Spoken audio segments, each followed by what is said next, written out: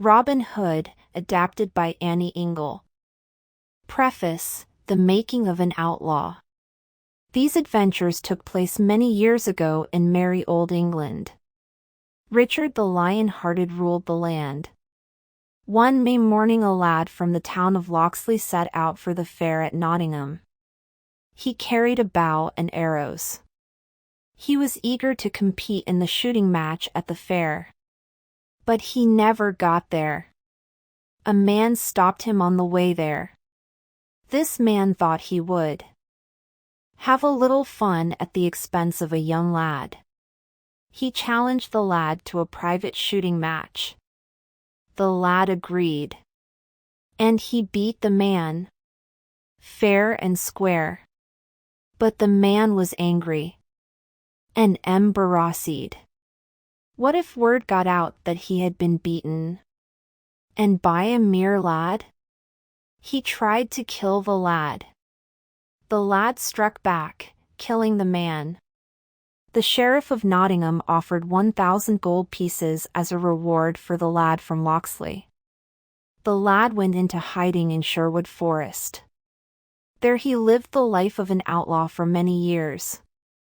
But he was no ordinary outlaw. Like most outlaws, he stole.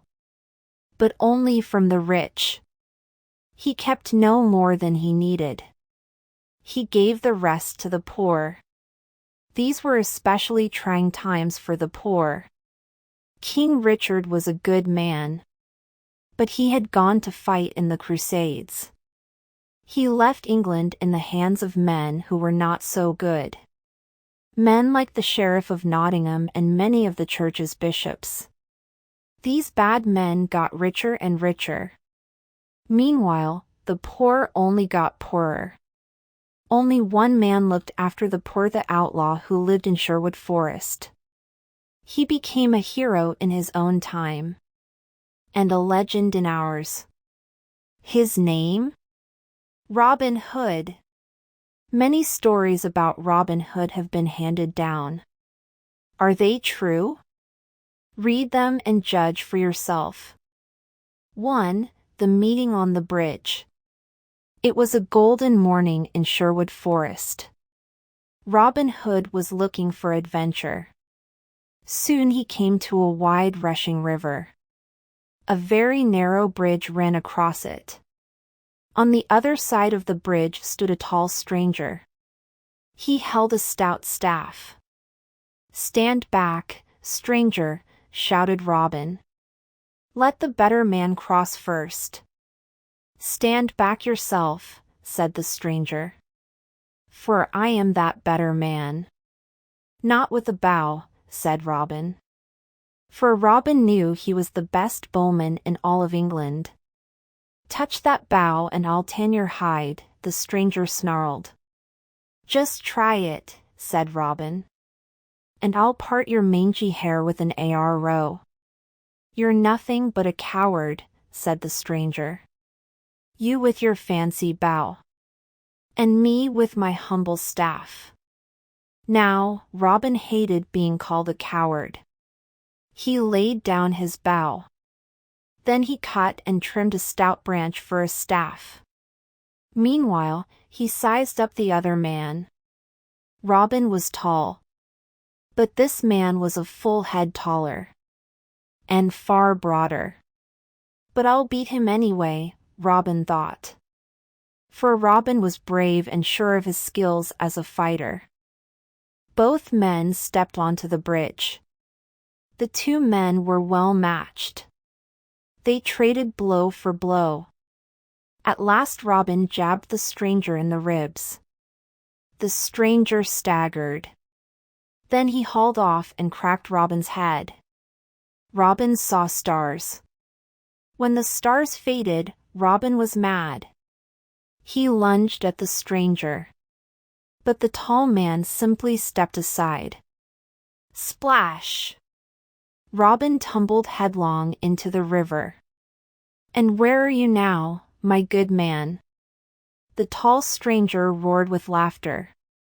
Robin sputtered. Robin scowled. But the scowl soon turned merry. Even he had to admit it, he was a funny sight. Soon they both were laughing as Robin waded ashore. "Let's shake," said Robin. "For you are the better man. With that staff, at least." "And you took your dunking like a sport," said the stranger. They shook hands. "What is your name?" "Some men call me Robin Hood." The stranger's mouth fell open. "You? The famous Robin Hood? Who steals from the rich and gives to the poor?" "The same." Robin laughed. "Only I do keep a bit for myself and my men." "May I be one of your men?" asked the stranger. "There is no man in all of England I would rather serve." Robin stroked his golden beard. "I can always use another good man." "What is your name?" "John Little." "John Little, eh?" Robin's blue eyes twinkled. He lifted a silver horn. He blew into it 3 times. Soon the woods came alive with men. Like Robin, they were dressed all in forest green. "Fellows!" Robin called out to them. "Meet the newest member of our merry band. His name is John Little. But I say Little John suits him far better. For as you can see, he is anything but." Everyone shouted with laughter at Robin's joke. Even Little John. Still laughing, they trooped deeper into the forest. Their hideout was beneath a huge oak tree. It was an amazing place. They had made huts out of tree bark, couches out of animal skins, and a vault for their treasures in the rocks nearby. That night they made a great fire. What a feast they had! Fresh deer meat and wild duck, green onions and fresh baked bread. Afterward they enjoyed a bit of target practice. They used a wreath of flowers for a target. Robin Hood's arrows always hit inside the wreath. Little John was impressed, and glad he was now one of Robin's merry men. Then they lay on the soft moss. They sang songs by firelight. They told stories. They laughed and joked. Finally they fell asleep beneath the stars. And so it was that Little John came to be Robin Hood's right-hand man, and his best friend in the whole world. Next to Maid Marian, of course. 2. The unhappy bride. Marian's mother and Robin's mother had been best friends as girls. Robin's mother had married a woodsman out of love. Marian's mother had married a nobleman for his money. But the 2 women continued to be friends. Their 2 children grew up side by side. When Robin first went to hide in Sherwood Forest, Marian found him. She vowed to remain his friend. Robin thought this was dangerous. But Marian was as stubborn as Robin. And she knew the forest as well as he did. Marian missed Robin. Whenever she could, she would steal away and go to the forest. There she dressed in forest green, just like the others. And she could shoot a bow as well as the best of them. One fine day Robin and Marian strolled through the forest. Robin looked at Marian. She seemed sad. "What is the matter?" he asked. Marian frowned. "It is my friend Ellen. Tomorrow her father will make her marry a man she does not love."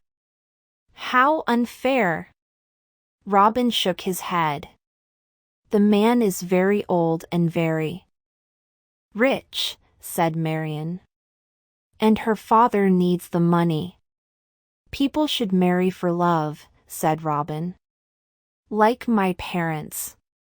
"Yes," said Marian. "I agree.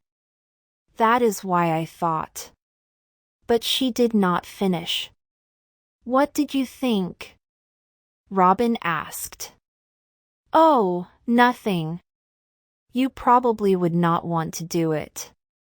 You will never know unless you ask, said Robin. I was thinking, Marian said. Maybe you could rescue Ellen from this marriage. Robin thought for a bit. Finally he said, no. The sheriff would be in GRY with me. Besides, this marriage is none of my business. Marian sighed. I thought you would say that. I guess it does not matter that she is in love with another. Who? Robin asked. One of your men. Which one? Can't you guess? Robin thought. Little John seemed as merry as ever. Only this morning. Will Scarlet was whistling. Then there was his minstrel, Alan-a-Dale. Alan's songs had been rather sad lately. It's Alan, isn't it? Robin said. Marian smiled. Yes. Robin turned back to the hideout. This marriage must not take place. The next day Robin dressed up in a disguise. He wore feathers and ribbons of many colors. He carried a harp in one hand. His silver horn hung from his belt. He was a musician.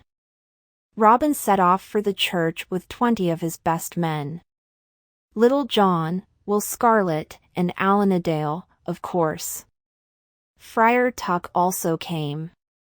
Friar Tuck was a member of the band. But he was also a member of the church.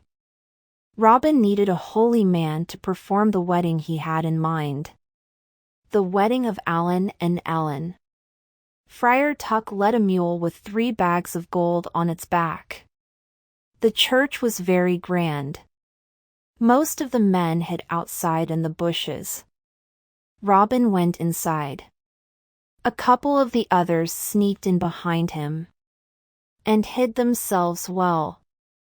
The bishop was alone in the church. He wore a velvet cloak. Around his neck he wore a heavy gold chain. Robin did not think much of this holy man who dressed in velvet and gold.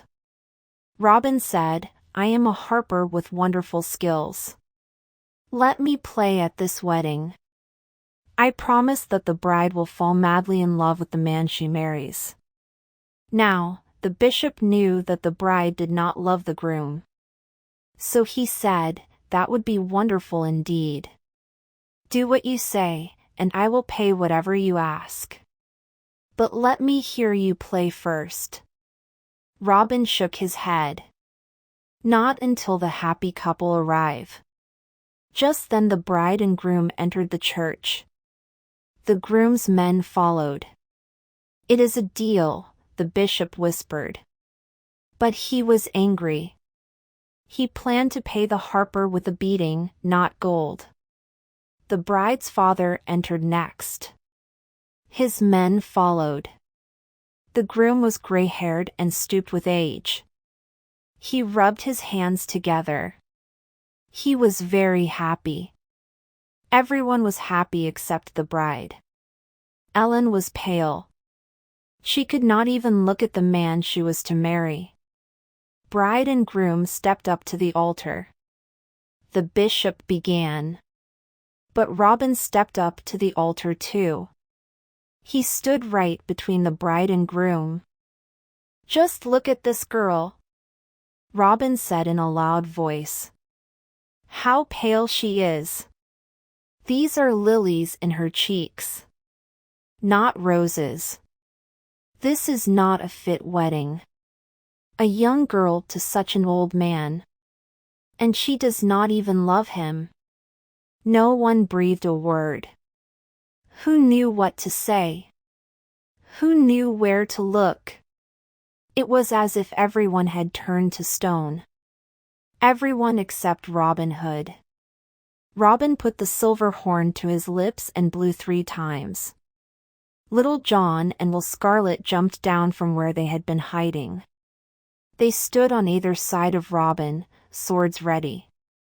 "Here I am," Friar Tuck called down from the organ loft. "Ready to perform the happy service." "What is going on here?" The groom drew his sword. His men did the same. The front doors flew open. 18 more men wearing forest green burst in. They were ready for battle. At the head of them was Alanadale. Joyfully Ellen called out to her true love. "Alan!" "Alanadale," said Ellen's father. "So this is all your idea?" "No," said Robin. "You have Robin Hood to thank." He bowed low. The groom and his men put away their swords. They had all heard of Robin Hood. No one there wanted to fight him. The old groom said to Ellen's father, "Why didn't you tell me your daughter loved another man? If she prefers him to me, I prefer to forget this wedding." The proud old man left the church. His men followed. Then Robin gave the 3 bags of gold to Ellen's father. "This gold is yours if you give this marriage your blessing," said Robin. Ellen's father was angry. But he needed the gold, so he blessed the marriage. Then Friar Tuck married Alanadale and the fair Ellen. Never was there a happier couple. Afterward the bishop tried to sneak away. "Wait," called Robin. "You said if I caused the bride to love the groom, you would give me whatever I asked." Robin was right. And the bishop knew it. "What do you want?" Robin stroked his beard. His eyes sparkled. "That gold chain you wear. Give it to the bride as a wedding gift." The bishop fumed. But in the end he gave the chain to Ellen. A loud cheer went up. The merry wedding band left the church. They returned to Sherwood Forest, where they had a splendid wedding feast. But Robin knew this was not the end of it. He knew the bishop was a good friend of the sheriff's. Sure enough, the bishop told the sheriff what Robin had done. The sheriff vowed to make Robin Hood pay dearly. 3. The shooting match. The sheriff sent messengers across the land. They told of a great shoot-ing match in Nottingham. The sheriff invited the best archers. The grand prize? A golden arrow. "I think I will go," said Robin to his men, "and win that arrow." But Robin, one of his men, said, "People are saying the sheriff has set a trap just for you." "That is all the more reason for me to go," said Robin. "I will not have." The sheriff saying that Robin Hood is a coward. His men cheered. How beautiful Nottingham looked on the day of the match. Brightly striped tents were pitched on the grass. Colorful flags and ribbons blew in the breeze. Peddlers sold fine wares and delicious foods. Jugglers and minstrels strolled about. Benches were set up near the shooting range. The sheriff's seat was set higher than all the others. The poor people sat on the grass. But rich and poor, everyone wanted to watch the match. The very best archers in the land had come. Giles Redcap was there. The sheriff's own archer, Clive of Leslie, was there. Then there was Adam of the Dell. And many others. Some were known. Others were not known. The archers stood in their lanes. Some paced nervously. Others tested their bows. The sheriff arrived. Everyone bowed. His horse was saddled with the finest leather. Its bridle jingled with silver bells. The sheriff himself wore purple velvet and many gold chains. He sat down. The herald blew his horn. Let the contest begin. The herald explained the rules. The target stands 80 yards away. Each man shoots one arrow. The 10 best archers shoot again. Each man shoots 2 arrows. The 3 best then shoot 3 arrows each. Of these archers, the best shall win the prize. The archers stepped forward. The sheriff eyed them. Who was he looking for? Robin Hood, of course. Do you see him? He asked his right-hand man. The man studied the row of archers. No one there wore forest green. Do not worry. We will find him among the 10 best. The archers shot. The 10 best remained. The others left. Of those 10 archers, 6 were known. There was Giles Redcap Clive of Leslie, Adam of the Dell, and 3 more local men. 2 others from Yorkshire. Then there was a tall, fat fellow in blue, and a ragged one in purple who wore a patch over one eye. The sheriff was growing impatient. He said to his man, "Well, where is Robin Hood?"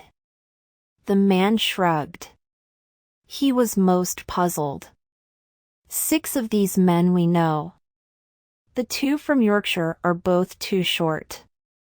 The stranger in blue is too fat. The ragged one in purple has a brown beard. Robin's beard is golden. Then Robin Hood is a coward, said the sheriff. He was furious. Here he had gone to all this trouble to set a trap. And no Robin Hood. By now the contest was down to the last 3 men. One was Giles Redcap. Another was Adam of the Dell. The third was the ragged one in purple. The crowd cheered as Giles and Adam made their first shot. Then the stranger in purple shot. The crowd was silent. Then amazed when they saw his arrow strike. It was far closer to the bullseye than the other 2. The next round Giles and Adam shot better. Both came closer to the bullseye. Giles was the closest. The ragged one's shot was a bit off. Giles will win, the sheriff said. This one-eyed man has just been lucky. The crowd watched. Giles came within a hair of the bullseye. Adam's shot was not quite so close. All eyes shifted to the stranger. Boldly he stepped up. A hush fell. He mounted his arrow and pulled back the string. With a hum, the arrow flew through the air. It hit the bullseye dead center. The crowd was too stunned to cheer. I have been an archer for 20 years, said Giles. He laid down his bow. Never have I seen such perfect shooting. Nor I, said Adam. He shook his head. The 2 men left the range. The sheriff came down from his high bench. He was beaming. Here is your prize, said the sheriff. He handed the stranger the golden arrow. Tell me your name, he said. Jack of the Vale, said the stranger. Jack of the Vale, eh? You are the best archer I have ever seen, said the sheriff. Much better than that lily-livered coward Robin Hood. The stranger stared at the ground. He gripped the golden arrow. His knuckles were white. But he held his tongue. Will you serve me? The sheriff asked. Never, said the stranger. No man in all of England will be my master. The sheriff sneered. Then take your prize and be gone. Later that day the stranger in purple was seen in Sherwood Forest. He held the golden arrow high. The merry men clapped and cheered. Then he tore off the eye patch. And he tore off the purple rags. Underneath was a suit of forest green. It will take me a bit longer to take off this walnut stain. Robin rubbed his beard. The men laughed. Only they knew that it was Robin Hood who had won the golden arrow. And what a jolly time they had that night. Robin told the story of the shooting match again and again. The men loved listening to a good story. They shouted with laughter until Robin got to the part where the sheriff called him a lily-livered coward. The merry men were not so merry then. Nor was Robin Hood. The sheriff has to know that Robin is no coward, said Friar Tuck. And that Robin carried off the golden arrow beneath his nose, added Marion. I think I have a good plan, said Little John. Everyone listened. Robin smiled. He liked Little John's plan. Later that same night in Nottingham, the sheriff was having dinner with his men. The sheriff lifted his glass. Let us drink to that coward Robin Hood. He did not dare show his face today. Just then an arrow whizzed through the window. It struck the table inches from the sheriff's silver plate. Everyone stared at the quivering arrow. No one said a word. But what was wrapped around the arrow's shaft? A piece of paper. The sheriff's right-hand man unwrapped the paper. He read the message written on it. Frowning, he handed it to the sheriff. The sheriff read it. And oh,